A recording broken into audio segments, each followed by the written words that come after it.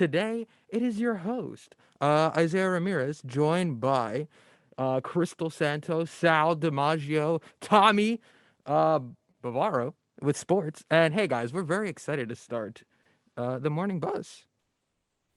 I'm stoked. I know I don't look stoked, but I'm so excited to be back.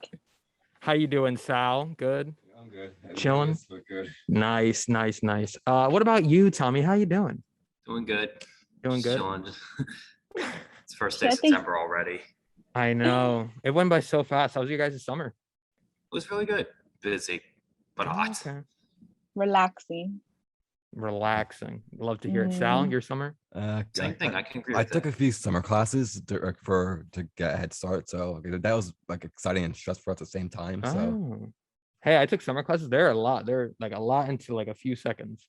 But guys, we have a great show lined up today for the first edition of the Fall Morning Buzz. Today we'll be talking about President Biden's decision to evacuate troops from Afghanistan, a solved cold case, and our thoughts on the starting school year. But now, you know what? I'm just gonna go ahead and give you the reins, Sal. Zero pressure at all. If you're no, I'm kidding. You're gonna kill it, man. Have fun with it. Tell us the newscast. okay, everyone, over in Texas today, one of the strictest fetal heartbeat laws takes effect. The heartbeat law, signed by Texas Governor Greg Abbott in May 2021, makes it possible for anyone to sue a doctor who performs an abortion on a fetus 6 weeks or older. Abortion providers filed an emergency appeal to the Supreme Court, but since the court did not respond in time, the statute is now law. Yesterday, family and friends gathered in Ocean County to celebrate the life of Keith Pinto, the lifeguard who was fatally struck by lightning. Those who participated in the memorial services had nothing but good words to say about Pinto, describing him as an upbeat and optimistic person. Governor Murphy even put out a tweet to honor the fallen lifeguard. Today's September 1st, and you know what that means. It's Red Hawk Day. Although the forecast is rainy, that doesn't mean the day won't be fun. There will be events indoors throughout the day, including ice skating at the ice rink tonight from 6:30 to 11:30 p.m. at the Montclair State Ice Arena. But like I said, it will be raining today. Be sure to grab your umbrellas and raincoats on the way out the door today. The humidity level is also at 90%, and the air quality is moderate, with an AQI of 59. But hey, at least it's cooler, with a high of 71 degrees. Cooler, Sal. Cooler, really? We just got to enjoy a couple days of really hot weather. And then you're bragging about cool weather. We need it hot here in New Jersey. We need palm trees. We need a lot more than just, cool weather and rain. All right? I'm disrespected by that statement. But enough of me and my complaints about New Jersey weather because I'm not built for it. But Tommy, it's your time to shine. Everyone's dying to know what is going on in the sports world. So let us know. Well, glad you asked. Good to be back with sports, so we'll kick it off here. All right, starting with the MLB, the New York Mets have won both doubleheader games against the Miami Marlins last night. They came back from being down in Game 1 by a score of 6-5 and Game 2 3-5. 5-3, excuse me. The Mets, who were supposed to have another game against the Marlins, have been postponed due to the storm tonight. It will be made up as a doubleheader on September 28th.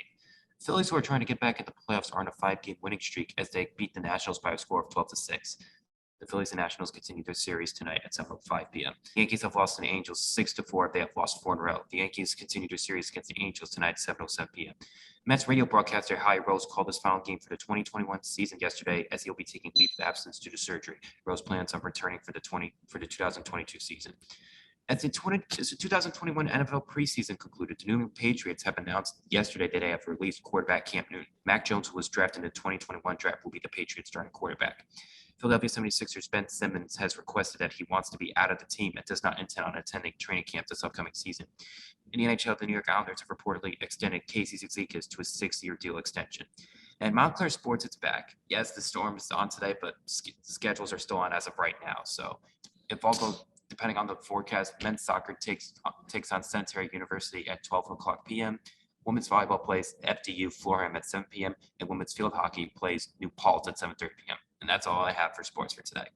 Oh, thank you, Tommy, for filling us in, and get Ben Simmons out of there. We're tired of him and his lack of shooting ability, just standing around, passing it to Embiid. And that's how I feel on that. And, I think it was coming. yesterday. I think it was coming for Ben Simmons. He had to go. There's no way he stays. And if he Yeah, I does, think he's probably not going to play. I think it was causing too many dumb mistakes in the playoffs this past Yeah. season, all that stuff. So it's a Hey, win-win. trust the process, you know?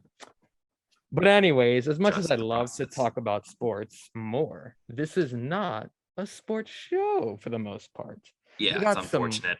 I know. We'll do a ESPN takeover one day, Tommy. But until then, we'll start off the first story of the day as Biden defends departure from forever war, praises airlift. On Tuesday, President Biden called his decision to airlift over 120,000 Americans out of Afghanistan a quote, an extraordinary success. This was said even though over 100 Americans and thousands more people were left behind. In addition to that, this comes after 13 American soldiers and 169 Afghans were killed during evacuation. Before this attack, the U.S. had a combat casualty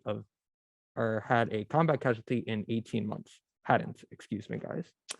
President Biden is facing heavy criticism for his evacuation decision, but according to the Associated Press, he is adamant that the transition was likely going to end in violence, regardless of the circumstances behind it. He addressed the criticism by saying, the Americans left in Afghanistan, quote, for the remaining Americans, there is no deadline. We remain committed to getting them out if they want to come out. According to the Associated Press, President Biden thinks this war should have ended 10 years ago after Osama bin Laden was killed. He sees the decision to evacuate the troops as a means to prevent another 10 years of unnecessary war, saying specifically, I was not going to extend this forever war, and I was not going to extend a forever exit. And that is what is going on with President Biden. I could get into a lot of thoughts of what I think the war and all, but very briefly, I feel, in my opinion, it's very necessary to just end this kind of unnecessary violence. I still can't believe how long that war lasted for, and the fact that so many lives were taken and years pretty much wasted going into Afghanistan and the Middle East for like that. And I don't know, this whole war to me just seemed like an excuse to kill people for no reason. What are your guys' thoughts? So yeah, so I was all with you, Isaias, actually, saying that yeah, it was long overdue. But I had a discussion the other day with someone because when it comes to like foreign affairs and all that stuff, it's kind of tricky for me because I'm not as well versed in those topics as I am with other news topics, like specifically affect the United States. But after having a discussion with one of my former teachers from high school, we were discussing why it was such a big issue for a lot of people, and he was basically saying that it wasn't the fact that he ended it that really bothered a lot of people. It was the fact of how he went about it, meaning like he didn't have a proper plan in place. He should have planned this. He should have taken out all of the Americans who were visiting over there, and then he should have proceeded to helping the Afghans who helped us translator, etc., to the U.S. military, and then take out the military and take all the equipment with them. So it's not necessarily of like that he did end it. It was more so, this is just like an opinion, right? Like of how he went about it. Okay, that makes a little more sense on why there would be kind of more outrage because their half is very like we should be out of there. But yeah, that makes a little more sense because it really felt kind of out of nowhere when that story kind of broke. I was like, huh? And then it kind of just happened very fast. So yeah, a plan would have been nice. Who would have thought? But Cristal, I would love to hear you talk about our next story. So tell us what's going on. Isaias, I know everyone would just love to hear me talk. So, but yes, state mask bans face federal civil rights inquiries. The Education Department opened a civil rights investigation into 5 Republican-led states that have banned or limited mask requirements in schools, saying that the policies could amount to discrimination against students with disabilities or health conditions. The department's Office for Civil Rights announced the investigations in letters to education chiefs in states in Iowa, Oklahoma, South Carolina, Tennessee, and Utah. These states have issued varying prohibitions on mask requirements, which the office says could prevent some students from safely attending schools. In announcing the investigations, the department said it will examine whether the policies violate a federal law protecting students with disabilities. Under the law, students with disabilities must be given an access to a quote free appropriate public education alongside their peers without disability. The inquiries were launched at the department's discretion and not necessarily in response to complaints from parents. But Education Secretary Miguel Cardona said he has heard from families who are concerned that state's mask policies could put their children at risk. In South Carolina, the state's top education official has similarly clashed with the governor over mask policies. A statement from the state's education agency said Superintendent Molly Spearman has, quote, repeatedly implored lawmakers to reconsider their ban on mask mandates. Some other states previously outlawed mask mandates, but the policies were overturned by courts or are not being enforced, including in Florida, Texas, Arkansas, and Arizona. The Education Department has not opened investigations in those states yet, but it said it is watching closely and is prepared to take action. These face mask mandates are really going wild. Am I right? Or am I right? You are absolutely right. Sal, you haven't spoken in a while. Tell us Yeah. what you think. I mean, in my opinion, it should be like up to the individual schools to decide, okay, or students should wear masks or they don't have to. The idea of, to me at least, of saying, no, you must wear a mask, or no, you can't even have a mask mandate from a federal or state government doesn't seem much sense because people have different opinions. And like even in New Jersey, there are a lot of liberal and there are a lot of conservative towns. So I think that just to put one general view on everybody isn't a good idea, and that would just lead to conflict. Yeah. I don't. Go It's ahead, Cristal. This is a toughie, and I say it's a toughie because. So I understand, and I get that, Sal, that could work for college students, right? And I say this because we're young adults. We know what we have to do. We've been doing it for years, and we know how to keep ourselves safe and clean and distance, and we know when to wear a mask and when not to, right? So I agree with you. But when it comes to like children who are in grammar school, I feel as though it's not as easy for them to be like, oh wait, let me get some hand sanitizer. Let me break apart from this big crowded classroom or cafeteria or whatever the case may be. So although I feel like, yeah, it should be a personal choice, I feel like, wouldn't you want to, I guess my question is like, do the risks outdo the good? Meaning that the kids are back in school. So if they're back, but they have to wear a mask, isn't it better than not being able to come back and being remote for a whole nother year? And I think that is something people should really think about when deciding if their children should wear masks or not. I think that is the best way to put it, because I feel like the last option everyone would want is for you to go back to virtual learning, because I feel like we all learned how bad it really works out, because you don't really learn anything. And then what I've actually seen, I don't know if you guys have seen it, but there's like a trend going on where it's a lot of freshmen starting like their freshman year, obviously, of college, and they're super excited to get into it. But then it's just like too much for them because they're transitioning from a whole of like year and a half of online, and then now they're by themselves at a university away from their families. And then a lot of people are like dropping out like crazy. I keep seeing that. I'm like, at one point I want to be like, just wait a little bit, it's gonna get better kind of deal. But then it's almost like everyone's a year behind. So it's like if you're a junior, you're really a sophomore. You're a senior, you're a junior.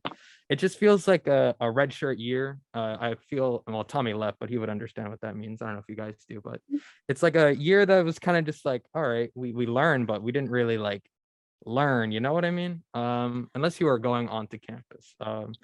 Isaias, I'm going to have to disagree. And I know I say this to my friends all the time and they get so annoyed with me, but this is honestly how I feel. I feel like some people are just a little too spoiled, a little too bratty. You have to overcome adversity. Like you No, have to, I agree with you. They shouldn't be things dropping come, out. Yeah. It's like you you know, have to own that. Like it's nothing in life is going to be easy, and you have to work hard. You're going to have to grind. And I feel like a lot of people like to, I guess, take the easy way out or not really see things through.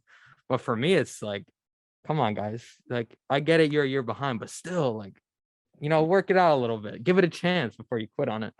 But we're going to take a small little break from this stellar conversation with us three. Tommy's gone. He's out of here. The ghost of Kenny holding it down behind the scenes. And yeah, we'll be back, guys.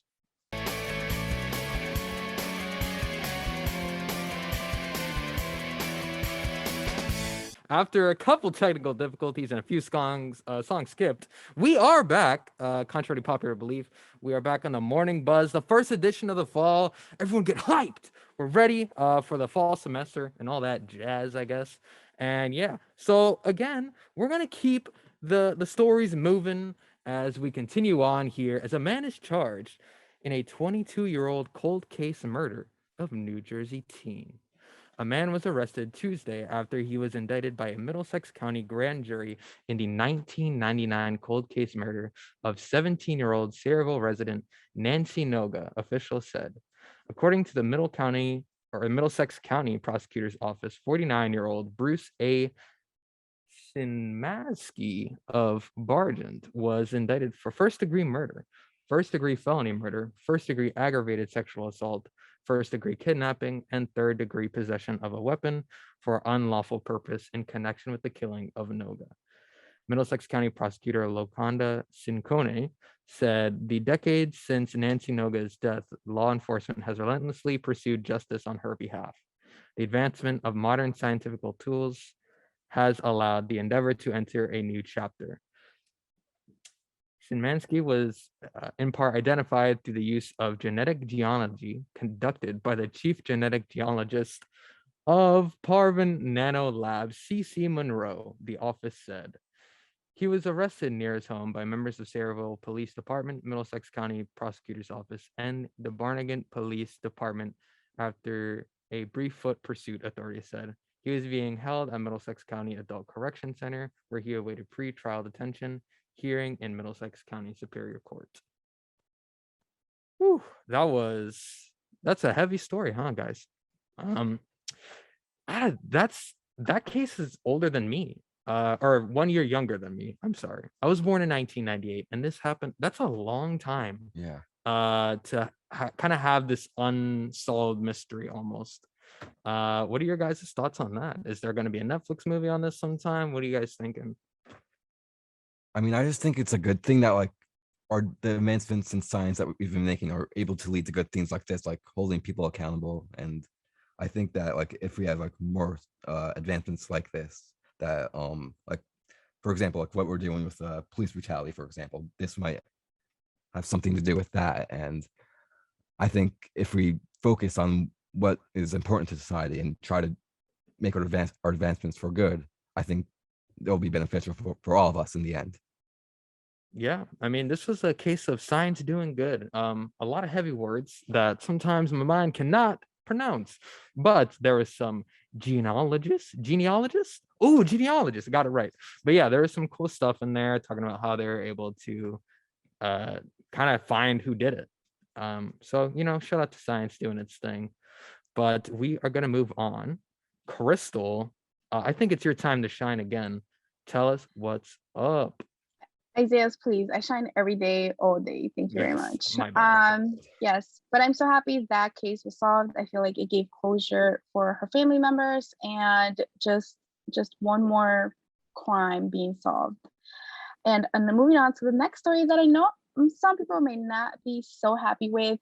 Montclair Art Museum will require vaccination or a recent COVID test. The museum is the latest venue in Montclair to require vaccination or a recent coronavirus test for entrance. The museum announced its policy in an email to its contacts Monday morning. All visitors for exhibitions, events, and classes ages 12 and older must be vaccinated against the coronavirus or provide proof of a negative PCR test taken within the 72 hours before attendance.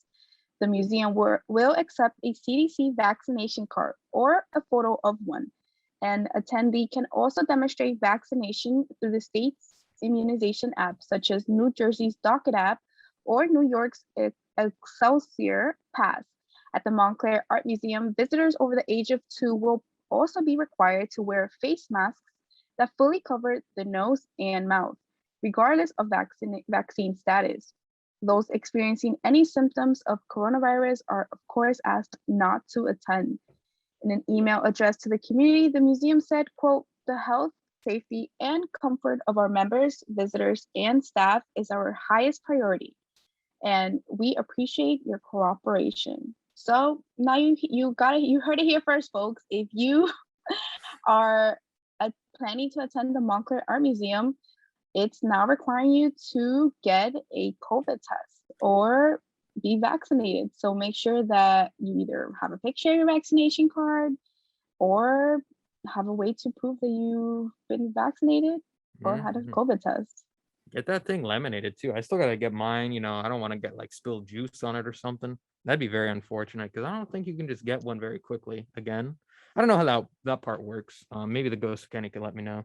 But yeah, I would imagine that this is going to be a very common theme for a lot of places that have heavy foot traffic, I would think, or especially like where everyone's super close together, like the art museum where everyone's gathering around looking at the same thing.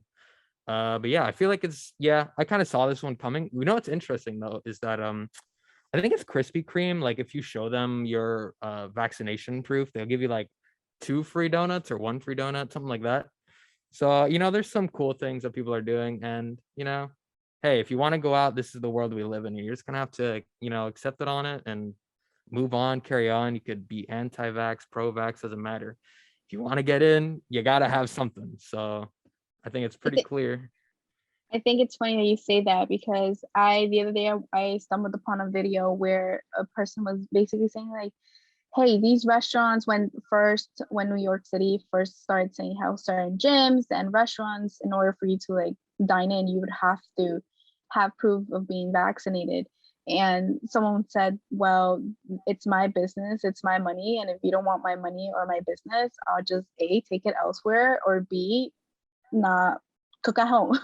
And I thought that was really interesting because I hate that it has to come to that where it's like, oh, I'll take my money elsewhere. And like, I get it, right? I get it, believe me, on both sides. But then it's going to ultimately affect the business because it's going to be, the income is going to decrease. And then it's just going to get messy from there on.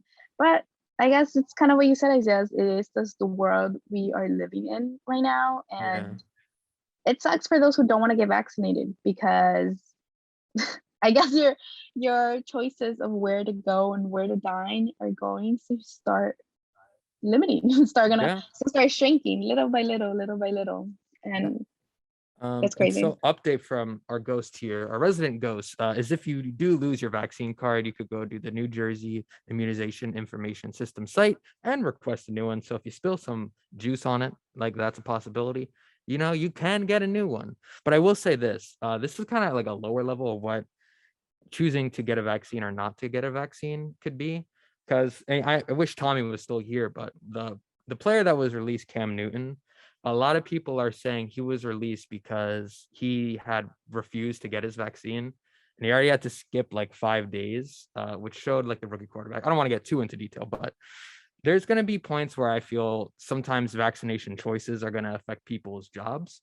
And, Cam Newton's a millionaire, so it's not really going to super affected by it. But, he kind of lost his job for kind of sticking to his guns and not getting vaccinated. And so I think that's very interesting. I wonder what else that is going to really affect. I think here at Montclair, I think you have to show proof of vaccination and all that stuff. So allegedly, of course, guys, this is all what I think, but rumors point to that. But no, yes. Didn't Montclair send us an email saying if you did not upload proof of your vaccination, they would withdraw you from all your classes by a certain date? I'm pretty sure I read that in an email. And I was pretty annoyed. Yeah, I was pretty annoyed. I'm not gonna really give you a choice, but I'm fully what is it? This thing that people use? I'm fully vaxxed and fully waxed. I think so. Oh my gosh. What? So thank you. That's my new line. Fully vaxxed and fully waxed. Got it. Yes. So, it wasn't an issue for me because I am fully vaccinated, but I feel that for other people, it must have sucked because I know obviously there's people who didn't want to. And then it's like, I remember Montclair's News Lab having a story about last semester how this one student was even thinking of transferring out for the simple fact that Montclair was going to start requiring for people to be vaccinated. So, like you said, Isaiah, many people are going to start, either A, having to make choices of not going or participating in places, or issues with their jobs and or with school. It's just all around going to be issues. Someone said, how there's all these incentives on getting your vaccination, like you Yeah. get, like you said, Krispy Kreme's is giving out donuts. I know the Times Square wheel, the Ferris wheel is giving the first 100 people like free entrance if you've been vaccinated in August or something. Or yeah. So there's incentives out there, and someone was like, oh, the next one should be, you won't get your next stimulus check, if there is one. You won't get it Oh until no. you get That's vaccinated. guaranteed right there. And I thought it was hilarious, but it made sense because Yeah. people would be like, people don't play with their money, so Exactly. it made sense. But I don't know. That could be a good idea, but I don't know. I don't know how they're gonna actually get, completed. Yeah. Kenny is a savage. But anyways, guys, we're gonna go into a quick break here. So keep tight, stay locked in, grab a coffee if you're at home. If you're driving, I suggest keep on driving. But we're gonna go ahead and ride into a break, guys, and we'll be right back on the morning buzz.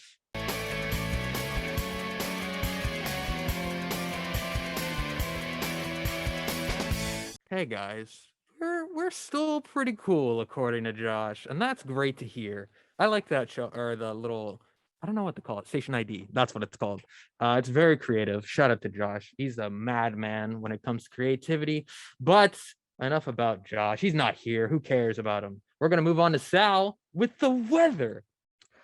Okay, everybody. Even though today is going to be rainy, the next week or so is going to be pretty good. On Thursday, it's going to be partly cloudy with a high of 75 and a low of 56. On Friday, it's going to be sunny with a high of 73 and a low of 57. Saturday is going to be sunny with a high of 78 and a low of 62. Sunday, partly sunny with a high of 78 and a low of 66. Monday, partly sunny with a high of 80 and a low of 63. Tuesday is going to be partly cloudy with a high of 79 and a low of 65. And then finally, Wednesday is also going to be partly cloudy with a high of 80 and a low of 61. So it's not going to be like 90 degrees like it's been for the past few weeks. Sal, you keep letting me down with these weather reveals. Isaiah, I don't know what's wrong with you with wanting like 90, 100 plus days, but we are in Jersey, okay? Our weather fluctuates and we can never get it right. But in the 70s, that's the type of weather for me. Oh, I would even go to 60s. Gosh, you're just like Kenny, him and his cold weather. Yes, this is why Kenny is my boy, because yes, cold weather all day, every day. And I'm not talking about winter. I'm not talking about like Kenny, he took it too Kenny, far. you're getting a little extreme now. Even Chris is like, nah, we're not doing Kenny, this. Come on, really? No, for me, it's like high 50s, 60s. That's really the nice spot to have weather. Just picture this, guys. You're sitting back, relaxing. You just got out of class. It's 95 degrees. You're like, oh, I don't know what to do. Maybe I'll go to a nice clear beach. Maybe I'll go get like a fruit smoothie. Just these things are just different. I am very much a tropical person. It's in my DNA, both literally. And yeah, so I feel like we should just go ahead, cancel winter, and just keep on increasing global warming so I can have the weather I want. I'm kidding. Stop with the global warming stuff. We can fix the earth, guys. But you took it too far. I took it too far. I'm sorry. This might be my last show in the morning buzz. I've been fired and canceled. It's been real, guys. Adios. But actually, normally here on the morning buzz on the fall edition is, if you guys couldn't already tell, it's kind of a new feel, season premiere. Everything's a little different. I'm on a different day. I've never even been here on a Wednesday. I'm normally a Thursday. So now I can't even say Thursday's the best show of the week anymore, because it's not, because I am not on it. It's all about me. No, I'm kidding. We have a great time here, but we're going to start doing some interviews. And obviously we don't have some grand guests, but we have three of the coolest people on earth, me, Cristal, and Sal. So we're going to interview each other.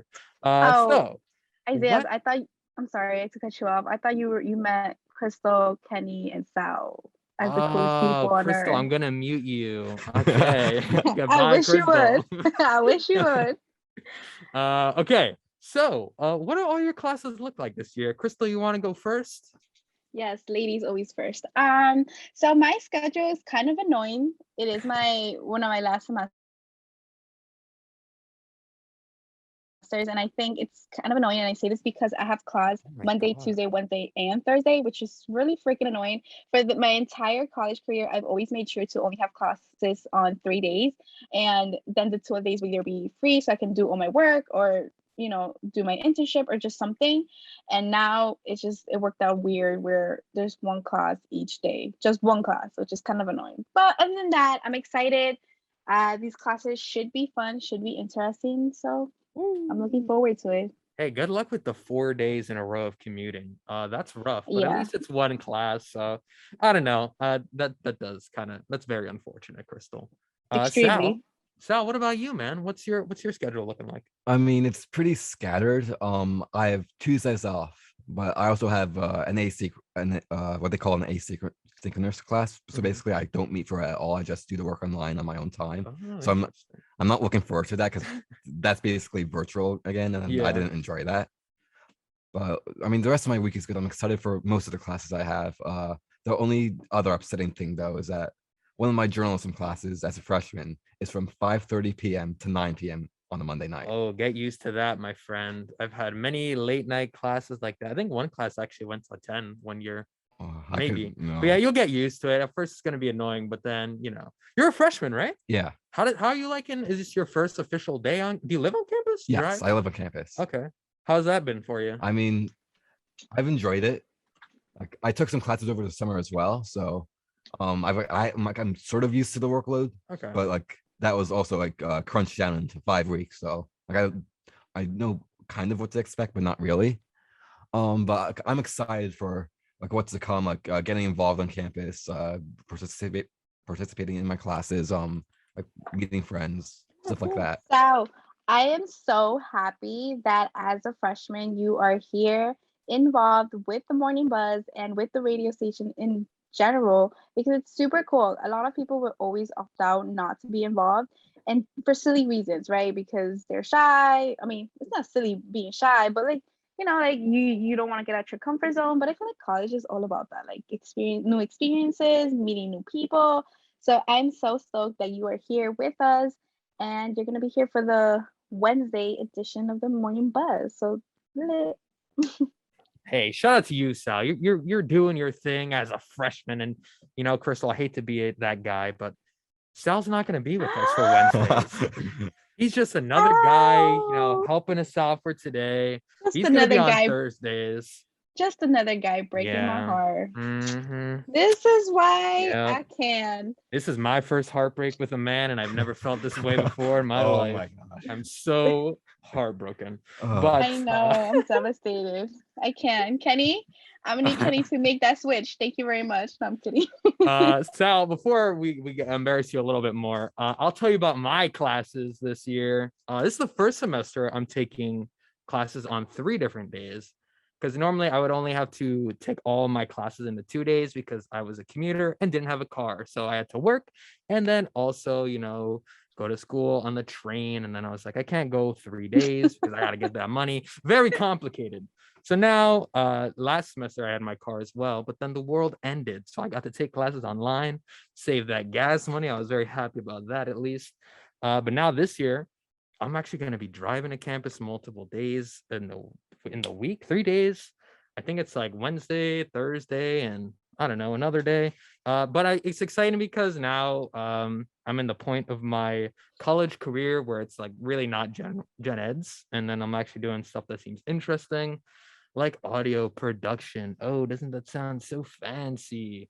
I'm taking like this weird video game class because it's like a necessity, like one of the classes like I have to take. Not specifically that one, but it's very interesting. Uh, Kenny, I wish you could get it, but it's just like a video game. I don't know what it really is gonna be about. Us nerds, we do game from time to time. What major are you? I'm communications and media arts. Okay. Yeah, yeah. So yeah. Uh, other than that, I taken the class that I took the previous semester as well, just because it helps me graduate a little bit faster. But yeah, that's my workload this year. And yeah, I'm excited. What are you guys most excited for this semester? Well, that's a tough one. Hmm. Well, while Sal thinks, let me tell you what I'm most excited about this semester. I I'm excited for the bus. No, I'm kidding. No, it's definitely one of the things that I'm excited for, but this semester is kind of like bittersweet for me. And it's literally that because I'm so excited. It's my last one or one of my last ones, but I'm so sad because it's one of my last ones or Yeah. my last one. So it's very hard. Like, I don't know, I have mixed emotions.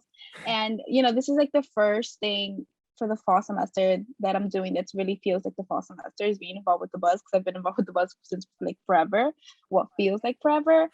Um, so yeah, so I feel like I'm excited, but I'm not, but I have mixed emotions. But I think that's what I'm most excited about. Is just kind of moving on and seeing what the future holds. I know it sounds kind of cliche, but it is the truth. Like I'm excited No, what the that's future cool. It's holds. it's super exciting because now you're gonna be at the point in your life where it's another transition. There's that high school to college transition, and now you're gonna go from college to work life.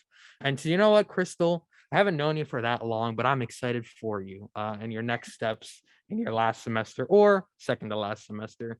Sal, I know you've had a couple minutes. I can go if you would like. Tell you, or do you want to go next? What you're Yeah, excited about? I've got it. I'm excited to join like clubs and organizations on campus and get involved that way. I plan on joining the newspaper as a journalism major. Like Okay. I knew I wanted to join WMSC, News Lab as well, the political science club, whatever I can get, like however I can get my feet wet. I want to get that exposure and like build my way up to get internships, jobs, stuff like that. So You know yeah, what, Sal? I like you, Sal. You got some work ethic to you. I see a lot like I've been around the block for a hot minute and I've seen a lot of freshmen or like high schoolers come in and there's like no desire to like be better or to get anywhere. It's just like, oh, I'm going to college just to go to college. Or they show up to work and like, I'm just here to get paid, I'm not gonna do any effort. I'm just gonna like kind of use half my energy for it. But it's cool to see, you're super enthusiastic about what you want to do, and then you're already joining clubs and all that stuff. So shout out to you, Sal, and that's the last compliment I'm ever gonna give to you because you are not on Wednesdays. But yeah, what I'm excited for this semester is just my classes. I feel very basic answer. Oh, actually, the fall edition of my show, All the Feels, available on Sunday, only on WMSC of Montclair. But I have a lot of fun making that show. And yeah, the fall semester's fun. What I'm not excited about is wearing a jacket, but I am not going to talk about that anymore. So Sal, you're I living just on campus. yes. What has it been like living on campus? What do you think it's gonna be like? Have you been partying No, no, some? no, that's not me. That's not That's me. you're not about that. Okay. Sal said nah. He's like, not today. I mean, I'm dorming in a triple, so I'm with two other guys, whereas most people are with like one other Oh, person. So that's like a bit interesting. different. So like Mm. that's been like a bit of an adjustment, but like I am a triplet, so I'm used to sharing space. Okay. So Oh, you're a triplet. Oh yeah. wow. Are you rooming Yo, with your triplets? No, no, no. Oh, They all go to okay. different colleges. No, no, no. I was like, oh, that's why it's an easy transition. Everyone's back in the same thing. oh, that's so Um, sad. You guys are going to different colleges or universities? yes. Oh, that is so sad Yeah. to me. I mean, Where are your siblings going to? one of them is going to NJIT for architecture, and the other is going to the Rutgers Honors College for computer science. Oh, my bad. They smart. Okay. Oh, so you're the only one doing like artsy stuff. Yeah, I'm a journalism major, and I plan on double majoring in policy studies soon. So So he's Oh, another smart one, he, Crystal. sorry. I thought it was Put some only. respect on Sal's name. He literally said he's like, put some respect on my name. I'm doing a double major. Sorry, Sal. Like, very good. but that's so cool. I've never met a triplet. I've met twins, but I've never met or someone who's part of what am I saying? But who's a triplet. So I think that's so cool. And you definitely have to show us a picture down the line so we can see. But that's weird. I thought it was only allowed like two people in one room living on campus. Like I know you say you're sharing with two other individuals. Yeah, I think they changed it like this year. So like I don't think last year there were any triples. but I think they opened them back up this year. I think everyone is so like tired of being home and they just want to Yeah. like Yeah. running to campus and to school. That's kind of, the space that's available. It's very little. So maybe that's why you have the two other ones. But it's cool. Happy for you, Sal, Thank getting you. this experience. Before I ask you, Crystal, I gotta ask Sal very hard hitting question. Here on the Morning Buzz, we ask hard hitting questions. So you roommate with two other people, correct? Yes. Do your roommates do you like them? Yeah, I do. Okay. All right, never mind. Cap. I He is wanted to create lying. controversy, and he's like, "Yeah, I like them. I get along with them." Like I know one more better than the other. Like I Okay. just met the second one just on Monday when he moved in, but he seems Okay. chill. So I'll give it a month. Give it 2 weeks. Yeah, give it a month, you say? I want you Yes. back on this show a month from now, and we're gonna ask the same question whether or not you still feel the same about these guys. Crystal, you used to live on campus, right? I did. So what was it like good for times. you living on campus? I just want to say that I've met some really weird people. Some really weird people. I remember this one time, one of my roommates, my first semester living at Montclair, two of them I still talk to. They were really cool. Obviously, like any relationship, we had like issues, but as adults, we talked it out, fixed it, compromises, all that good stuff. So we now to this day we still talk, we still hang out. But one of them, I don't want to say that she was weird, but she was so weird. Like our personalities did not click, and it did not work out. Like the one specific person did not get along with none of the roommates, like none of the people that were living there. So I think I can confidently say that I wasn't the issue. I think she was the issue, but that's a whole nother story. No, yes, Kenny. I don't want to say she's weird, but she's weird. So yeah, she ended up Weird. moving out for the spring semester. So what should have been 4 girls for an entire year ended up just being 3, because she moved out. And I think it's just because we didn't click, and it is what it is. It's so funny. I once saw her sweep, and the way she was sweeping, it had me sick. I was sick to my stomach. So Kenny, I know Kenny was saying, which is our Morning Buzz producer, he was telling us that he has some horror stories with his roommates. I know, Kenny. I know that feeling, because some people are just weird people out here. That's what I'm gonna say. I've seen a lot of weird things. I've worked some very trashy jobs as in like I've worked in a convenience store that sells alcohol, so you see all kinds of weird stuff. And I've also worked a very classy establishment that only sells gourmets and fancy items called Walmart. Yeah. Bye. Someone take the mic away from Isaias, because I don't know what he thinks it's this my is. best friend. Yeah, I've seen a lot of very interesting people. I think I've told this story on the Buzz before. It's just the most recent weird thing that proves that people are very weird sometimes. Is so in the Walmart they have like sliced meat, so you can just grab and go. Very quick, very easy. Everyone gets the concept. You grab it, you put it in your cart, you leave. This man came up to the deli counter, looked into the bag. He's like, okay. I'm like, he's just a normal customer. Opens the bag up, takes like a piece of turkey, eats it. And then it's like, no, I don't feel like buying this anymore. So puts it back and then just leaves. He doesn't go and buy anything. He just went into the Walmart for like a quick snack and then left the building. So if that doesn't, get at least a brief preview of what trash it could be, there you go.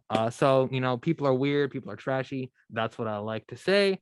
But you guys are very nice. I'm glad you're here. And one final question for the gang before we head into a break is what is something you want to tell the people listening about coming back into the semester, whether it's their first semester, the last semester, doesn't matter. Any advice for students, or hey, even a regular guy working a job? What do you want to tell them?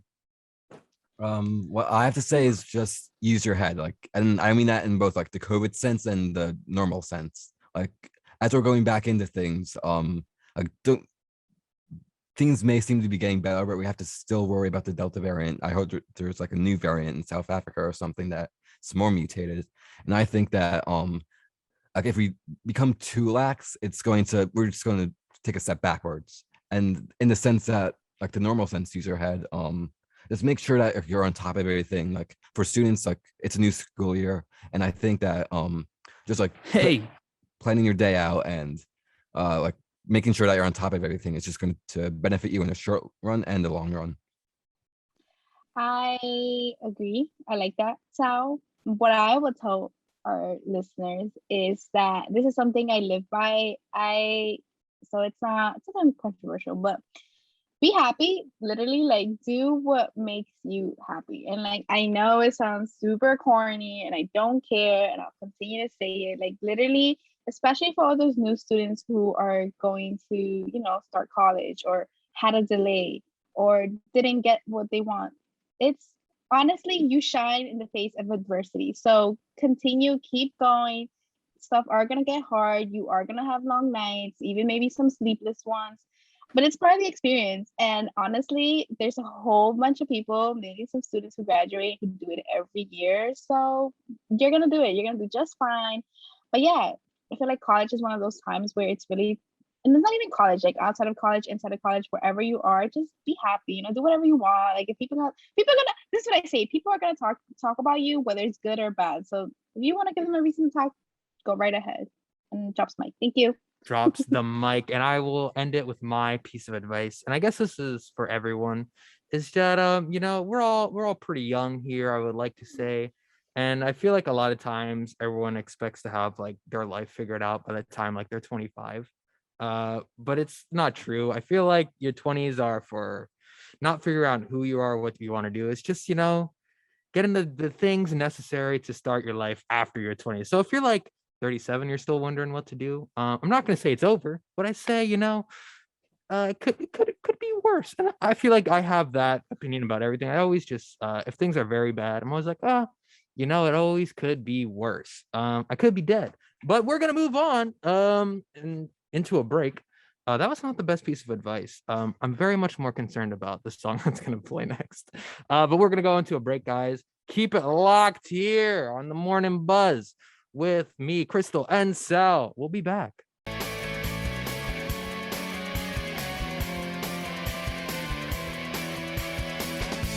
Was Brutal by Olivia Rodrigo, everyone's favorite up and coming Filipino. I didn't know that until like a couple months ago, but shout out to the Filipino people. I love Filipino food as well. It's honestly very underrated and people do not give it enough credit.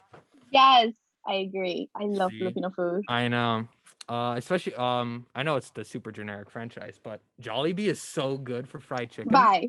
Bye. It's I think literally bye. amazing. My personal opinion, obviously. So, but I love their chicken, their burger steak with some rice. Oh, perfection. But yeah, we're back here on the show, Morning Buzz. It's me, Cristal, and Sal again. Sal's representing all the incoming freshmen. He's doing very good. We appreciate you, Sal, for what you've done here today. But we got some wild, and I mean wild news. A vegan speed eater, Mike Jack, breaks 4 more world records. Canadian vegan speed eater has broken 4 more Guinness World Records. Fastest time to eat a banana with no hands. Fastest time to drink a liter of tomato sauce. Most almonds eaten in a minute. And the fastest time to eat a head of lettuce. This has got me thinking, what Guinness World Records do you guys think that you could break, or ones that you wish you would be able to break? What in the world is that? What kind of world record is, it's very similar. Okay, so before I get into that, we had a previous story on the Morning Buzz. I think Kenny was there with me, but there's this guy, Chugs something. He's like a speed eater, and he downed like a whole 2-liter bottle of Coke or whatever. Badland Chugs, my man. He went to town on this soda, the most impressive feature I've ever seen by a man. He literally just like drank so much liquid and carbonated liquid in just like 15 seconds or less. I forgot what the official world record was, but and the biggest burp ever at the end. It was just, that's exactly how you thought it would go. So I'm interested. There's some very weird world records, guys. And this one is, who thinks of the idea? All right, I want to break a world record. And the record that I want to break is to eat a banana without any hands. Thank you very much. It's just I don't understand how you get into the concept of that being something you want to do, but that's how we got here. What are your guys' thoughts on the world record? Any opinions there?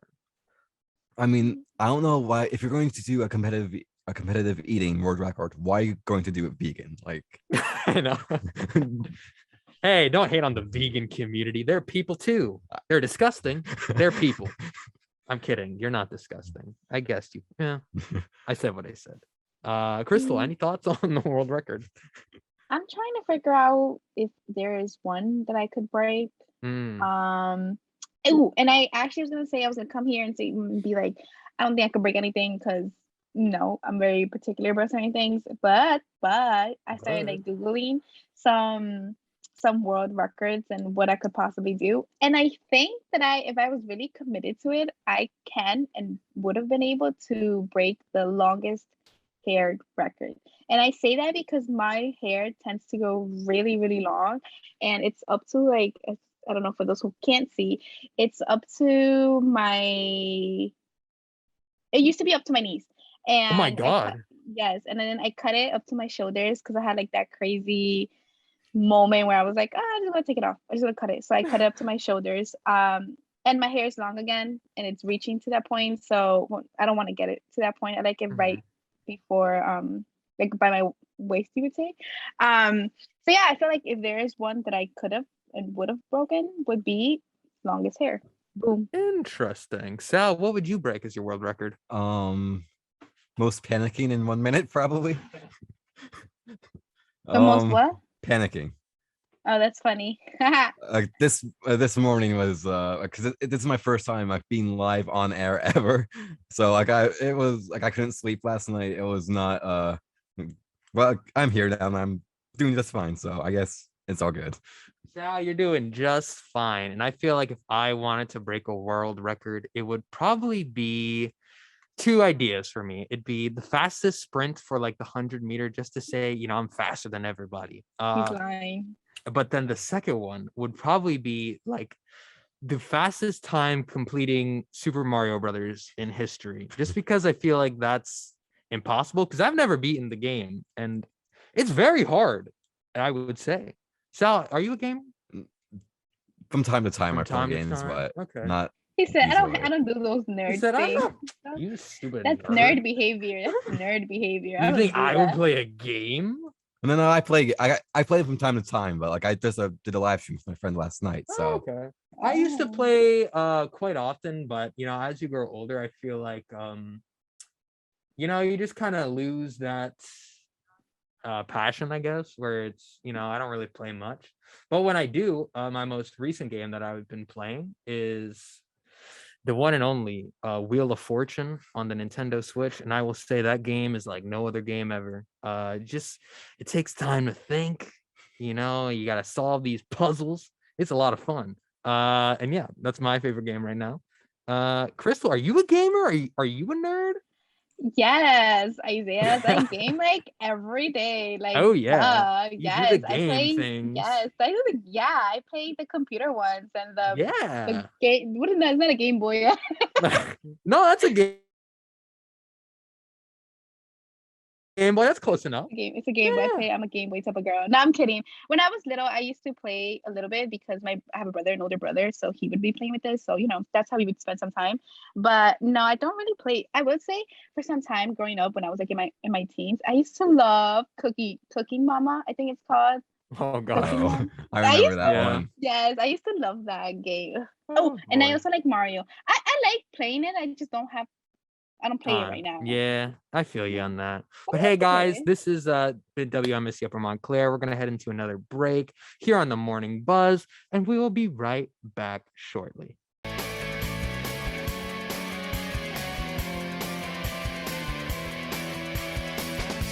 Oh, guess who's back on WMSC Upper Montclair? It's the Morning Buzz Wednesday, the season premiere of the fall edition. We are back. I will reintroduce ourselves because we are in hour 2. It's Isaiah. It's Cristal. It is the one and only Sal. Oh my God. I just laugh when I hear the name Sal. I just think of that Impractical Joker segment. But we're gonna, move on into our second hour, a little lighter news, a little more calm and relaxing. And Sal, you did so great on your first newscast. Why don't you do it again? Okay. So over in Texas today, one of the strictest fetal heartbeat laws yet takes effect. The heartbeat law, signed by Texas Governor Greg Abbott in May 2021, makes it possible for anyone to sue a doctor who performs an abortion on a fetus 6 weeks or older. Abortion providers filed an emergency appeal to the Supreme Court, but since the court did not respond in time, the statute is now law. Yesterday, family and friends gathered in Ocean County to celebrate the life of Keith Pinto, the lifeguard who was fatally struck by lightning. Those who participated in the memorial service had nothing but good words to say about Pinto, describing him as an upbeat and optimistic person. Governor Murphy even put out a tweet to honor the fallen lifeguard. Today is September 1st. And you know what that means? It's Red Hawk Day. Although the forecast is rainy, that doesn't mean that today won't be fun. There will be events indoors throughout the day, and including ice skating at the ice rink tonight from 6:30 up to 11:30 p.m. at the Montclair State Ice Arena. But like I did say, it will be raining today. Be sure to grab your raincoats and umbrellas on the way out the door. The humidity level is also at 90%, and the air quality is moderate, with an AQI of 59. But it's going to be cooler, and I know you don't like this, but we have a high of 71 degrees. Oh, Sal, get out of the studio. I don't want you here anymore. I want to see your face. I'm kidding, Sal. Of course I'm kidding. But it is disgusting weather. And once again, you killed the newscast. Thank you for filling us in on necessary information and the weather. But I will say, I did bring an umbrella today, guys. And it's because I wore a nice shirt today, and I will refuse to get dirty water on it. And that's I know our listeners cannot see you right now, but I'm trying to see the nice shirt because no. I can show the back too. Sal, The back has got it's got a bird playing baseball. It's from when I went to New York. It's quite an extravagant shirt. And even the guy, when I was buying it, he was like, "Hey, that's a nice shirt. Where'd you get that?" And I was like, "I got it on the second floor of this establishment. Thank you very much, sir." And then we parted ways. But we are going to get into sports before I talk about myself more. So let's go right into it. In MLB news, the New York Mets won both doubleheader games against the Miami Marlins last night. They came back from being down in game 1 by a score of 6-5 and game 2 3-5. The Mets, who were supposed to have another game against the Marlins, have been postponed due to the storm. It will be made up as a doubleheader on September 28th. The Phillies, who are trying to get back into the playoffs, are now on a 5-game winning streak as they beat the Nationals by a score of 12-6. The Phillies and Nationals continue their series tonight at 7:05 p.m. The Yankees lost to the Angels of all teams, 6-4, as they lost 4 in a row. The Yankees continue their series against the Angels tonight at 7:07 p.m. Mets radio broadcaster Howie Rose has called his final game for the 2021 season yesterday, as he will be taking a leave of absence due to surgery. Rose plans on returning for the 2022 season. In NFL news, it's gotten sad as New England Patriots announced yesterday they have released quarterback Cam Newton. Mac Jones, who was drafted in the 2021 draft, will be the Patriots starting quarterback. And then we're going to switch gears to the NBA as Philadelphia 76ers, Ben Simmons, has requested that he wants to be out of the team and does not intend on attending training camp this upcoming season. And in NHL news, the New York Islanders have reportedly extended Casey Cizics to a 6-year deal. And finally, in Montclair sports news, Montclair Sports is back. Men's soccer takes on Centenary University at 12 p.m. Women's volleyball plays FDU Florham at 7 p.m. and women's field hockey plays at News Pulse at 7:30 p.m. And that is your sports report from the one and only Isaiah. Hey, that was actually kind of fun. I liked it better when Tommy did it. Well, Tommy's not here. You know what? Since Tommy's not here, I'm gonna say, Tommy, I did it better than you. Yeah, okay. I'll let Tommy continue the sports cast. He's better at it. I'll give him that. But Cristal, as much as, like I said this earlier, I would love to talk sports with you and Sal, but I just don't think the audience wants it because I know you guys definitely want to talk about it too. So tell us what's going on in our next story.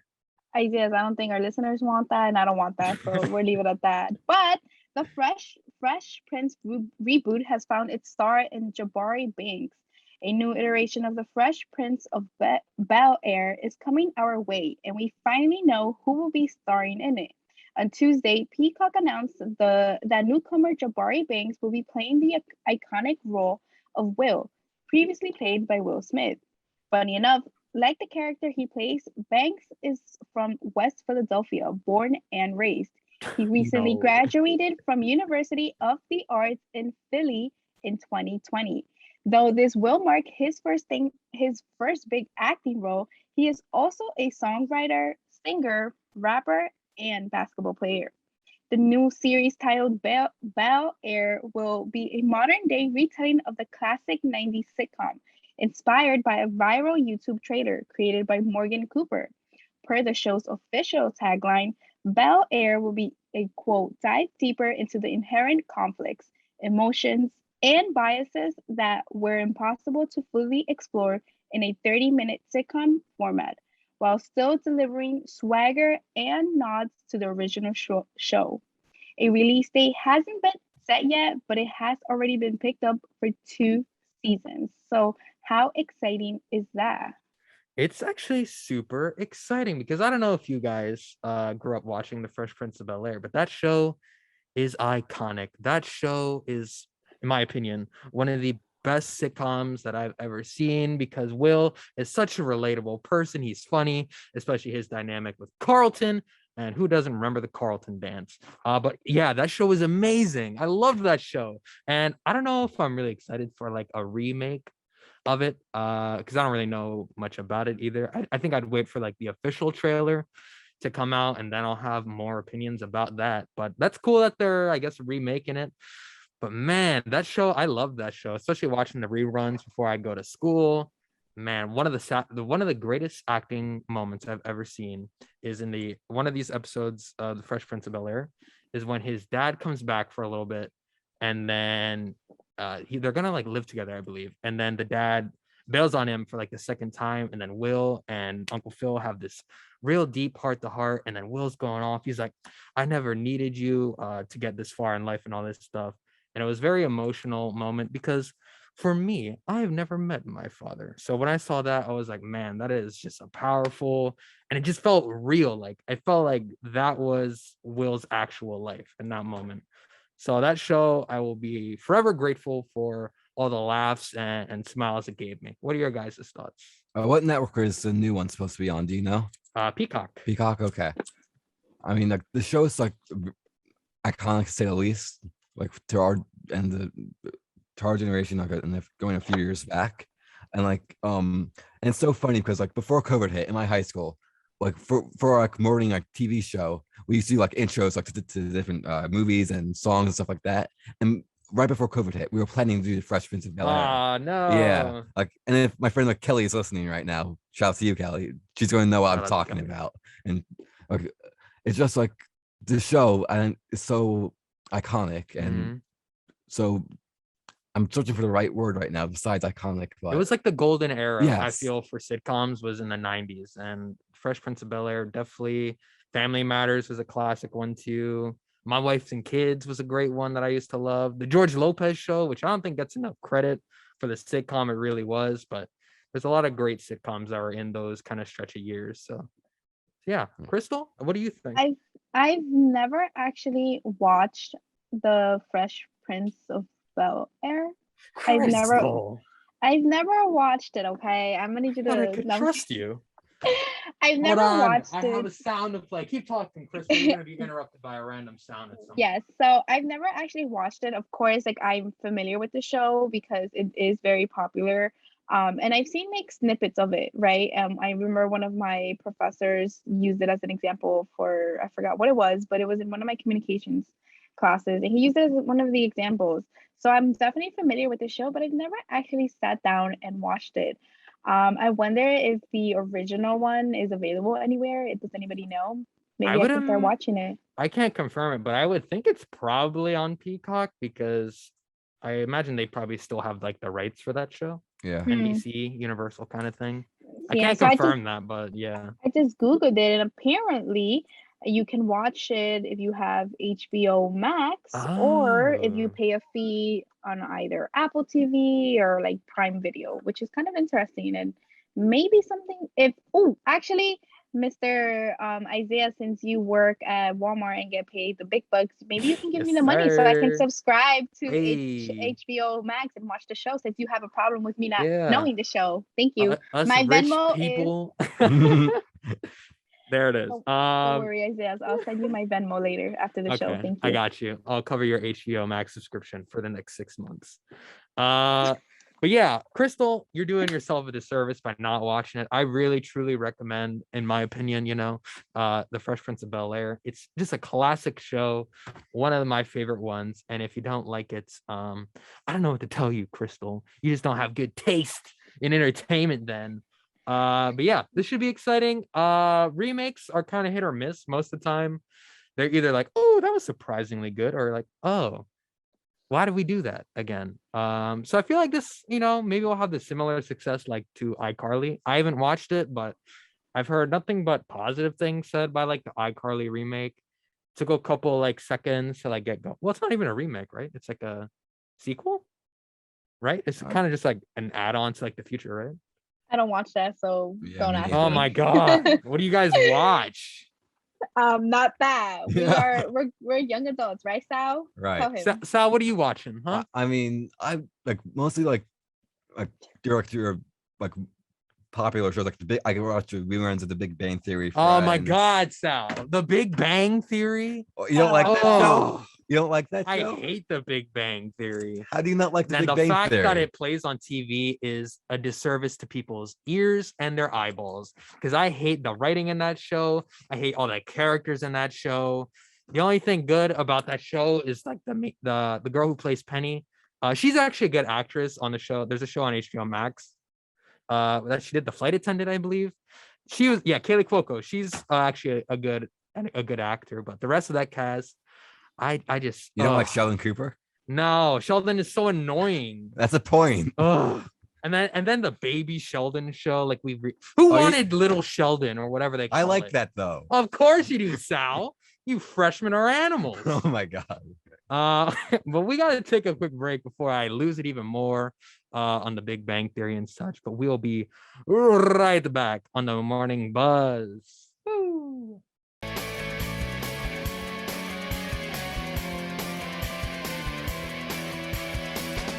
Gosh, guess who's back? It's the crew again. We're back from our little brief break.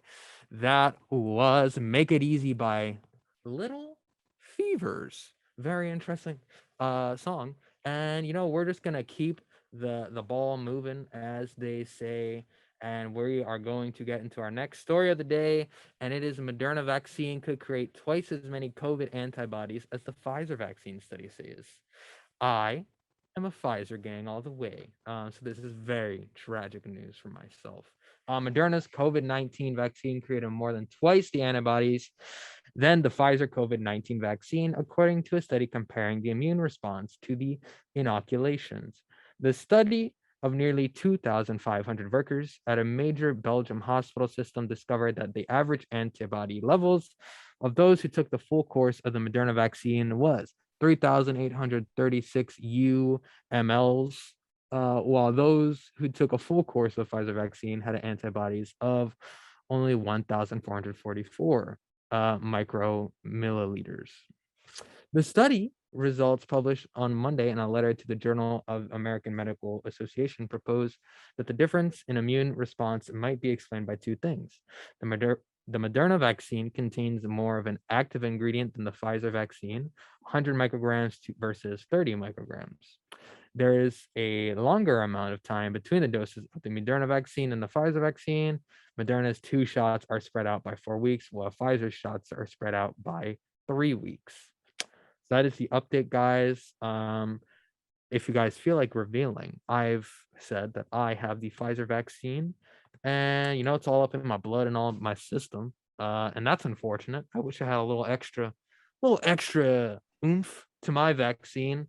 That's a little saddening. What do you guys think? If you, I don't want to force you to share what vaccination you got, but if you feel like it, go ahead. I mean, I'm the only one of the only people I know who got the Johnson and Johnson vaccine, and whenever I tell anybody, they're like, "Oh, you're gonna drop dead," because with the blood cuts and everything, like Yeah, no one trusts Johnson and Johnson. I think my brother got that one, Okay, and my grandma. Yikes. yeah, Oh. Yeah, for like the summer classes I took, I needed to get it in a certain amount of time, and like the only way that I was able to get it was to take the Johnson and Johnson one, the one-shot one. So okay. that's why I did it. So I honestly was glad that I didn't have to go back or just over and done with. But like the story we're talking about didn't mention Johnson and Johnson, so I'm curious to know like. Yeah, I wonder the same thing. I don't know if they're doing a comparison with them or not at some point, but that would be interesting to see what their numbers would look like. Yeah. Cristal, what are you thinking on this? Oh no. I feel like I remember when I was getting my vaccine. This was back in April, and my heart was set on getting the Moderna one because it was the one with the highest effective rate, I believe. And the Pfizer was the second one and Johnson was the third one. So I was like, my heart was set on the Moderna one. But unfortunately, I could not find any of them that had it, any pharmacy or place near me. So I ended up getting the Pfizer one. And I'm a little sad, like you said, Isaias, that I don't get to have the extra but Yeah. what can we do? What can we Yeah, do? it is what it is. I mean, I know that the booster shots, right? That's gonna be a thing soon where you gotta just get another right into the arm. Is that considered like a third vaccines or is it like different from? I don't know. I can't confirm or deny that. I'm not much of a science or COVID-19 news source, but I will say I'm just gonna call it a booster. I don't know what that really levels into or not, but very interesting. And yeah, I feel like we've said our piece on Moderna's vaccines and all that information. So, Cristal, before you get into this, actually, I'll let you say it and then just tell us our next story. Yes, stop trying to take my stories. Thank you. Kanye West reportedly tried to move actual childhood home into stadium for Donda. Donda? Have we figured out how to say that? Donda. Or Donda? Donda. Don don don don. Listening event. Kanye West requested to transport his childhood home to the Chicago stadium that hosted his final Donda listening event. That's according to a new report by the Chicago Sun-Times, which has written that the city's buildings department denied West's wishes due to logistical complexities. A department representative said, quote, moving a home in Chicago is a very technical process that requires structural engineer reports and multiple city permits. The request was denied last week because no permit application had been received to excavate and move the vacant property, which is also in demolition court. West eventually commissioned a replica of his boyhood home to be built inside a Soldier Field Stadium for his third and final Donda listening party on August 26th. A review of the event described how Kanye set himself on fire beside the replica house. Yep, he actually walked through flames which danced on his back until a handler put them out with a fire extinguisher, which point made the house no longer took focus. How crazy is that? That is wild. And I did see like in a Chicago stadium, a whole house was built. I think Soldier Field, that's the name of the stadium. I don't know if they changed it or not, but very iconic football stadium.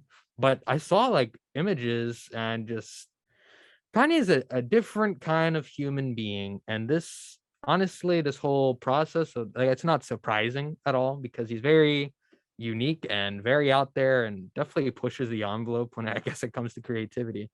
But have you listened to the album or no? No, Cristal, have you? Interesting. No. Okay, so I'm the only one that has listened to Donda, and man, I gotta say, it was delayed quite often. And personally, I wanted to not like it because I was like, he's just playing games. It's gonna be a stupid album. It's gonna waste my time. And then I'm listening to it. I'm like, it's actually kind of good. And then I kind of actually really like it. There's like, I wouldn't say it's his greatest album. It's still like 808 and 808 and Heartbreaks, whatever.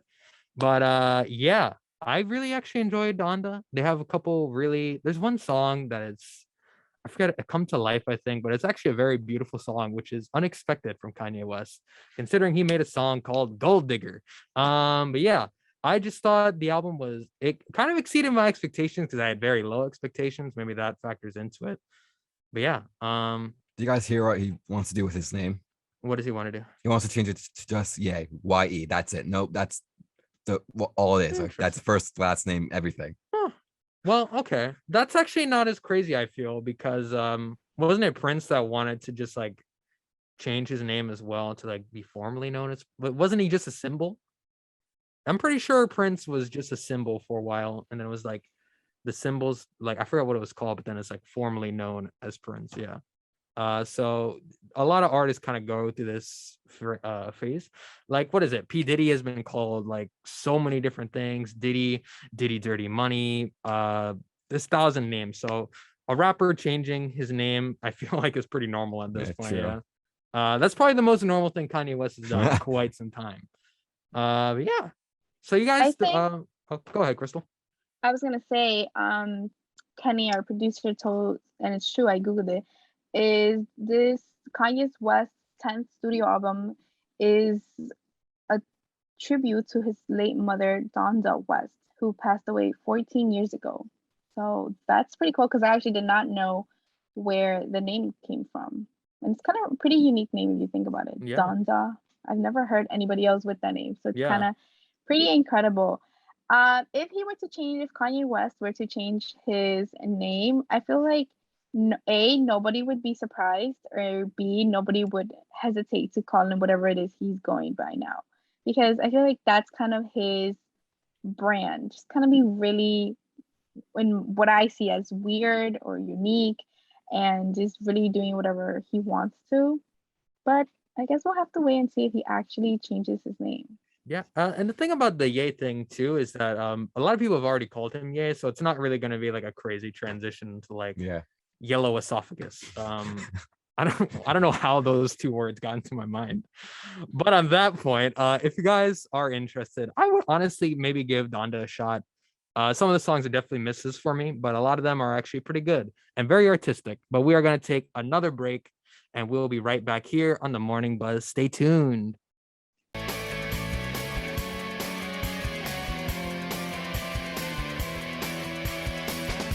Welcome back. Well, okay, I can't actually sing that much more because maybe we'll get a copyright claim. Who knows? But we are back on the Morning Buzz, everybody. And you know, we're getting into the twilight of our show. We're at the 8:30 a.m. I was about to say p.m. It is not that late. As you can tell, I got up very early today at like 5 a.m. to get here. Everything's fine. So we're going to transition to our next story of the day, and this one is exciting because things are getting weird once it gets to 8:30 here on the Morning Buzz. As a cow at a McDonald's drive-thru in Wisconsin. Yes, you heard it right. Cow. Jessica Nelson of Mosine, Wisconsin, pulled up into the drive-thru at a McDonald's on Thursday, and she looked up to see a cow in the back seat of a Buick sedan, 3 cars ahead of her. She quickly picked up her phone and shot a video of the cow. She posted the video on Facebook page with the caption, "A whole," I don't know if I could say that, but a whole bleeping cow. Nelson said that the family of the cow's owner says at the post and contacted her. They said that the cow was actually a calf. Thank you very much. So the owner had just purchased it, and the 2 other cows, which were in the backseat as well, were lying down out of sight at an auction. You know, McDonald's is a very interesting place. I'm sure that lady was just trying to get her brand new Saweetie meal available at McDonald's. No, I'm kidding. I don't know why I said that. But yeah, that's just a very unfortunate animal to appear at a burger establishment. That is disgusting when you really think about it. That's cruel. That's like that's messed up, man. Why McDonald's? You could have gone to like Jersey Mike's, somewhere not where Chick-fil-A. not where his brother's getting eaten up. Very interesting. What are you guys what are you guys thinking about this? He said it was brother. Yeah, it's cousins. Yeah. I think that's so cool. I feel like that's such a Wisconsin thing, Yeah, though. Like, Midwest. you would Yeah. never, yeah, you would never see that happen in Jersey. Or at least I hope not. Just randomly seeing a cow before you. It's so funny. It's just something you don't expect either, I feel. It's just like that's the last thing you have in your mind. It's like, I'm probably gonna see a cow in a car Yeah. today. I think a dog makes sense. A cat is a bit of a reach because who's driving with their cat? But yeah. Very cow. interesting. And for those who have not watched or seen the picture or video, it was basically like literally a car, and the calf, the cow, whatever, was in the back seat, and it was just kind of like looking out the window. And it was so funny because you would see that, and you were like, what is happening? Like, what am I seeing? Like, what is happening? Why did they have a whole animal that's alive in the back seat? For real. And just driving super nonchalant. But I think it's funny. I wonder why though it was in the backseat. I Like, think for they what said they reason? got it at a like they just got them, right? Like Yeah. it was purchased. Yeah, they just purchased them not too long ago, and that's why they were in the car. Yeah. Oh. So But here's my thing where we get into cows, and I know we're gonna talk about cows again after this story, but sometimes you ever just have those shower thoughts or like those highway drive thoughts, and you're just thinking random things. So a question that always comes into my mind, related to cows is, we all have drinking milk before, but I always think, who is that first person to look at a cow and think, man, I should probably touch those udders at some point and then put it into a container and milk that thing. It's just very confusing to me because in my life, I would never just walk up to an animal and do that motion to a sack of udders. A little too graphic. But yeah. We're gonna change gears about the udders. And Cristal, you want to tell our next house yeah. story? Isaiah, we have to keep it PG-13, okay? I thought we were at PG-13, but I think I was crossing the line of rated R. Yes. Go ahead, Cristal. There's a line. And Yeah, you there's cross a it. big line. But incredibly enough, that's not the only cow story. Cows airlifted from Swiss Alps via helicopter. And I saw this picture and I absolutely loved it. Like, these cows were being airlifted and it was just, enjoying the views. Cows with injuries or pregnancies preventing them from making their annual trip through the Swiss Alps received some help in the form of a helicopter ride. Farmers in the area said that 1,000-strong herd is due to descend the Clonasa Pass mountain in their annual bovine parade, but some cows were too injured or pregnant to make the trip. About 10 cows were unable to take the long walk, were lifted from the mountains via a helicopter, which was really, if you have not seen the picture, I highly, highly recommend for you to Google it. Just put cows helicopter and I'm sure it'll show up. It is such a, oh yes, and Kenny coming in clutch with the picture. Look, Gosh. it's just like, what is happening? I'm in the middle of the air. I hope, look how cute. Oh, I saw a whole bunch of pictures and they were my favorite. Farmers said that the cows did not seem fazed by their helicopter rides, as you can see, and once back on the ground. How cool is that? A free helicopter ride out in the open because they were too either pregnant or injured, unfortunately. That's so what's interesting about this is that I thought the cows were actually literally in the helicopter, not just like tied up and like on a rope pretty much. So I thought like they were like gathering like 3 grown cows inside like a small helicopter unit. But this makes a little more sense Yeah. for me. Are you serious? For real? I was Yeah. like, how did they get all those cows into a helicopter? That's crazy. But this, now it's starting to make sense now that the picture was available. Thank you, Kenny, for sharing. What do you think, Sal? I mean, I find it like interesting that they like even did that in the first place. Like, I guess like I'm trying to think of like the specific. Okay, we need to get like out of the 1,000 odd cows that make that trip. Why make the effort to transfer like, those 10 cows safely? I'm not like trying to make those cows seem like unprovoked. What was the like incentive behind it? I guess. About taking the cows. Yeah, by helicopter. Or why? It's probably the quickest way, I guess. Yeah. And the safest way. I'm not sure. I'd I mean, imagine. if the cow drops. Yeah. That would be unfortunate. Yes. If the cow drops, it's a valid point, Sal. It's very valid. But as a Sal famous asked- athlete once said, if they die, they die. Oh boy. That's the sacrifice we got to make for the cows. Those poor cows. You're right. I didn't think about that. What if they did fall? I highly doubt that could Ground be beef. possible. Hey, but you highly doubt, but there's a possibility of things going wrong in every situation. And I'm Medical just system. saying, say you're driving on the highway, mind your business, full on cow falls from the sky. Like you got to reevaluate your life at that point. You think like that's God sending you a signal or Yeah. something. You stop eating beef too. I'm just saying that's a lot of there's a lot that could have gone wrong. A lot to with, think about. Yeah. But that's cool though. There should be a documentary on possible helicopters and cows. Do you know how much the average cow weighs? Dude, I'd imagine it's got to be like 1,000 pounds.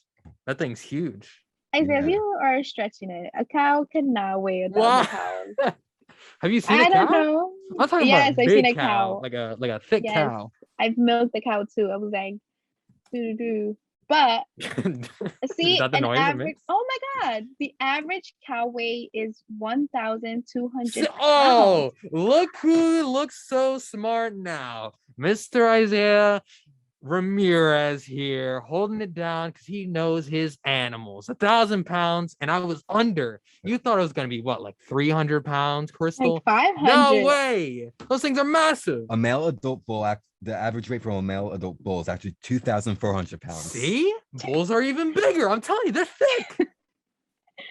I just want to say that whoever has ever used a cow as a comparison to someone who is overweight, you are completely wrong because these cows weigh over 1,000 pounds. That is kind of, I never knew that's how much they weighed. And now I'm thinking about all the possibilities that could have happened had the Exactly. Had it broke. See? damn. Now you know. There's a lot that could have happened there, man. Like if a cow charges at you, like a bull, Yeah. you're done. You're done. It's a wrap. I never understand how like the people at the rodeo are out there like trying to rope cows. And all Or you know stuff. that like race in Spain that they do, like the running of the bulls. The running with the bulls, and people get hurt. Yeah. That's a whole different breed of crazy that I'm just not willing to do. That's like skydiving levels for me. I will I'm not say doing it. though that let's just take a moment to notice how they actually took the time to help these cows Yeah, that's what I'm saying. from Yeah. one spot to another spot, because they could have easily like either A, left them there, or B, chopped them up. Yeah. But they Wow. didn't. They actually helped them cross over, and I think it's pretty incredible. Yeah, it's a very necessary action. I feel like they took. I'm happy they did it. The safety of the cows are always important. I don't know about And- necessary, but it was definitely. Hey, if you got the ability to just have a helicopter, you better be using it for good. Because I feel like I heard a story where just some guy had a helicopter and just parked it on top of like a random fast food restaurant because he was hungry. Me. Yeah, I That's think the that type was of the energy I story. need. Yeah, it was the last summer buzz. Anyways, I'm sure as much as the audience would love to hear more cow conversations and hot takes about cows, I think it's time that we move on to a crazy story that honestly I was hoping would be on the script because I think it's hilarious. So we'll say what's going on with ESPN and a possible fake high school. So steps will be taken to ensure fake high school's fake football team never appears on ESPN again.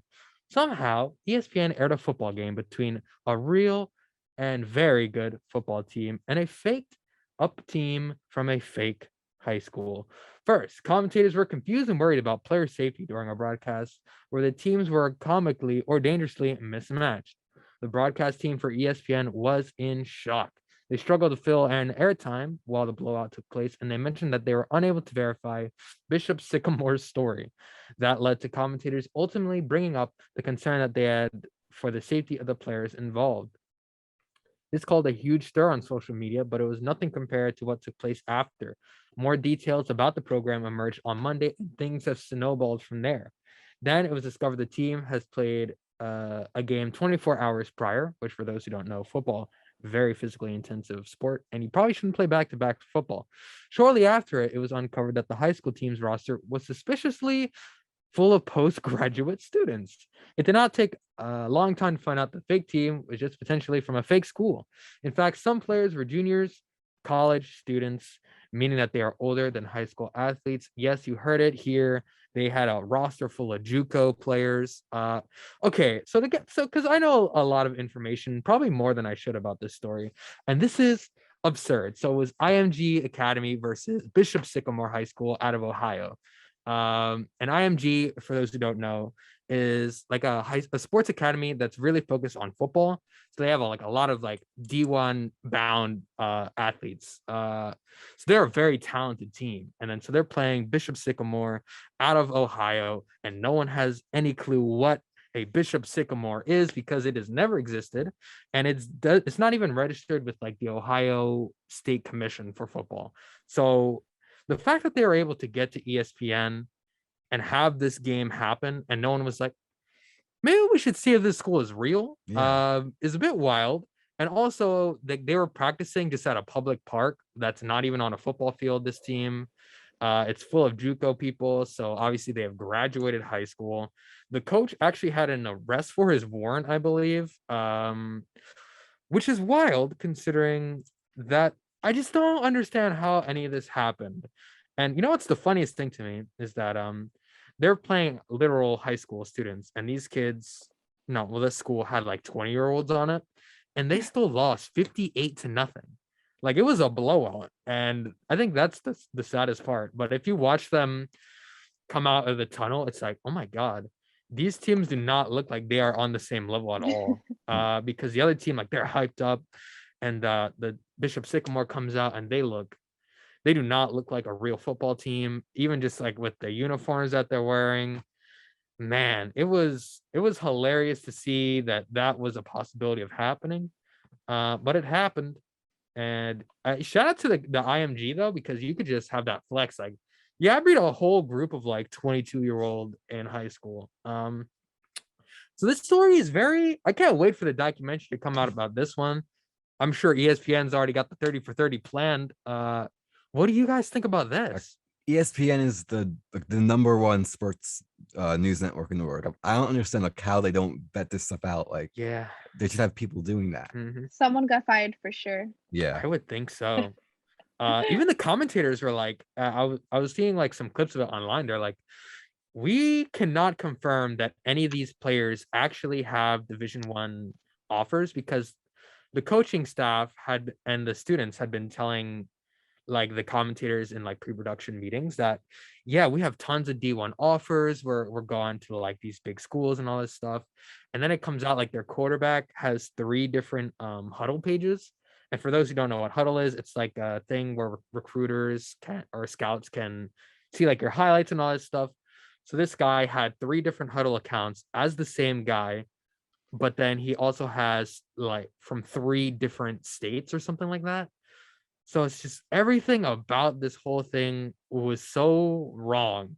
And I don't understand how this got past so many lines to get approved. So IMG, I'm sure, had to do some research to see who they're playing, obviously. yeah.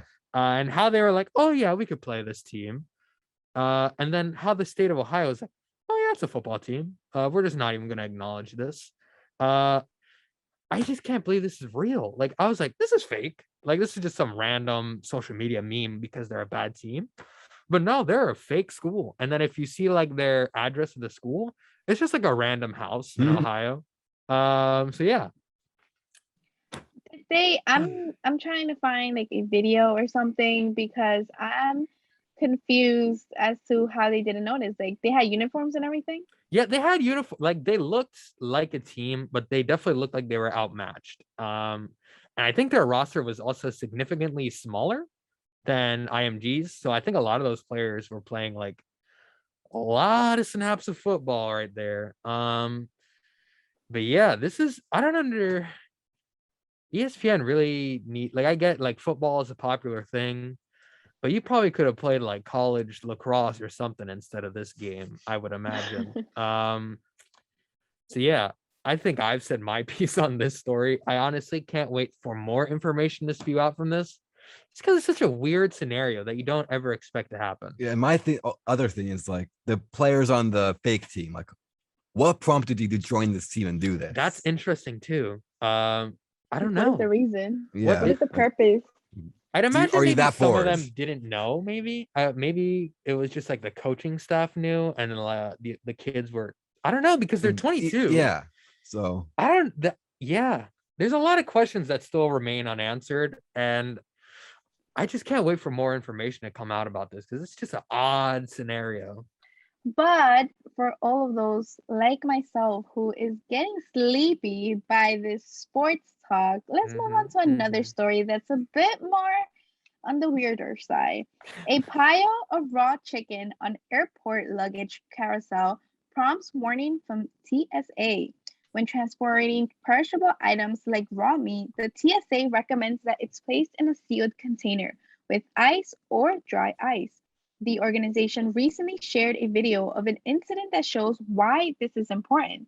The TSA Instagram page posted a video from Seattle, Washington that shows a pile of raw chicken pieces riding on the luggage conveyor belt. In the video, the pile of meat appears to be mushed together in a cube shape, implying that it had been in a container at some point but fell out before making it out onto the luggage carousel. The post continues, quote, don't wing your travel packing. In order to keep from ruffling any feathers, meat should be properly packaged. Ice or dry ice is permitted to keep the flock chilled. If you are pecking around the internet for travel tidbits, next time reach out to our hens and roosters at hashtag AskTSA. They'll take your raw travel questions and cook out an excellent answer. End quote. I honestly, that whole statement, I loved it. In a statement obtained by Newsweek, a spokesperson for the TSA said, quote, our understanding is that it fell out of a cooler behind the block of chicken. And our guess is that the owner did not think about the lid coming open, and did not tape it securely enough. Honestly, I'm going to say this whole story is super funny to me, but most importantly, the TSA, I don't know if you've ever seen their Instagram or any other of their social media. They honestly post they try to be funny, and it's not funny, but it's so not funny that it makes it funny. If that makes sense. Yes, Yeah. exactly. But my thing is, like, why are you eating raw chicken on an airplane in the first place? Like, who takes, like, I can't think of a single reason. Like, Yeah, I've transported some like coffee grinds from my destination, some produce, stuff like that. But frozen beans, I've done it before too. I've never taken a raw chicken though. That's very interesting. Listen to me, Sal. I just want to say that this is, I don't know, this is more of a like European thing, or if it is or it isn't, but this is definitely like a Hispanic thing. Like, okay, as Hispanics, we love to bring stuff from our country. Okay, that makes sense then, yeah, whether that's like, But no, hold on, Cristal. Hold on. Here we go. You can't use the Hispanic part. I can't even play it for myself either. For raw chicken, like, was it seasoned? I don't get the point of bringing a raw. Like, if it was a cooked chicken wrapped in foil paper, I get it. If it was like a cooked chicken but cooled in the refrigerator, I get it. But a raw, we can get chicken here. I don't need to transport that. It's all about the seasoning and the love that uncles put into it. Are we marinating the chicken? Is that the goal? Sal, marinate it during the flight so you can cook it when you get home. Sal, I don't even want to feed into stereotypes, but you don't even like to season your chicken. You like to use like salt and like pepper, okay? As Hispanics, we need a little bit more. We got the adobo, the sazon, all of it on there, man. So, Sal, I'm gonna need you to sit down on this one. I'm kidding, but I think it's, hey, if you want to bring, I love the fact that it's an option for us to bring that back. I feel like how incredible that is, that we can bring raw and stuff into the United States. I know they're very specific with like produce because they don't want like certain bugs or anything or Yeah. pesticides to come along with them, but pretty cool stuff. Crystal, my many times of coming back and forth from Puerto Rico, we have never brought in a raw chicken with us. That's Speak for yourself. Yeah, have you brought in a raw chicken? I have not, and I don't think I ever will. See, that's what a raw chicken is. That's what it is. What are we doing here? How do we get to raw chicken, man? Hey, you gotta do what you gotta do. You gotta, what is it? You gotta see it through. No, but on a serious note, I don't know. I recently took a trip to Mexico, and I didn't bring any type of produce or any type of meat or chicken, but I did bring back like some peanuts. And I know they ask you, because it was so funny when I was in customs at the airport. They asked me what I had in my luggage, and I don't know why, but like I had a complete brain fart. So this lady is looking at me, and I'm like I acted like I didn't know what was in my luggage, and that's pretty suspicious. Like, how do you not know what's in your luggage? But then I was like, oh, and then I ended up telling her, and everything was good and dandy. But hey, next time when I bring a chicken, I'm gonna snap a picture and send it to both of y'all. I can confidently say I don't think you're ever bringing a raw chicken with you, because here's the thing about the raw chicken. Here's the thing. It's like you have your luggage, right? You probably got your clothes in there, all your essentials. You want raw chicken juice on your favorite pair of shorts or whatever. Sorry. No. I see. You even said peanuts. You brought peanuts with you. You didn't even think about going to raw chicken or any kind of raw meat. This lady, I don't understand raw meats on an airplane. Isaias is stressed with this. I'm very stressed, but it's even more stressful sometimes is the state of Florida, because there's always something that's going on in Florida. It could be good, it can be bad, it can be crazy, it can be sad. Bars, guys. I'm a rapper. Put me on. What is it this time? What is it this time? Here we go, guys. A fake cop, Florida man, arrested after making a traffic stop, impersonating cop. That pretty much gave you all the details, but we're gonna go into more. A Florida man is behind bars after he attempted to conduct a traffic stop using his personal vehicle equipped with strobe lights and a siren. Deputies responded to a 911 call about a suspicious traffic stop. The callers reported that a black SUV directly behind them activated red and white strobe lights and an audible siren. Although the caller initially pulled over after believing the SUV was a police vehicle, the driver of the the SUV, not USV, did not exit and instead quickly sped off. The callers then dialed 911 while following the suspect as they both continued northbound. Deputies soon located that SUV and contacted the driver, a 52-year-old Edward Correll. During a stretch, deputies confirmed that the SUV was equipped with functioning strobe lights and a siren similar to an emergency vehicle. Correll admitted to conducting a traffic stop in an attempt to scare the occupant of the other car, who were not previously known to him. He was taken in custody and the vehicle was impounded as evidence. Correll is charged with false impersonation of a police officer and driving while license suspended. He remains on custody on a $2,000 bond. What are we doing, Edward? What is this, Grand Theft Auto or whatever the game For is real? called? How bored do you have to be Right? to do this? Okay, here's my thing. He had a suspended license. So maybe his thought process was like, all right, I need to impersonate a police car to seem inconspicuous because I'm a police officer now. But why did he I honestly can't understand that. That's not a logical thought process. No, it's not. But I'm trying to understand a Florida man's logic. But my thing is, why did he feel the need to pull someone over that he had no knowledge of? Yeah. It'd be one thing, it's like, oh, that's like my ex-wife's new man or something. And be like, at least there was like an agenda there. Yeah.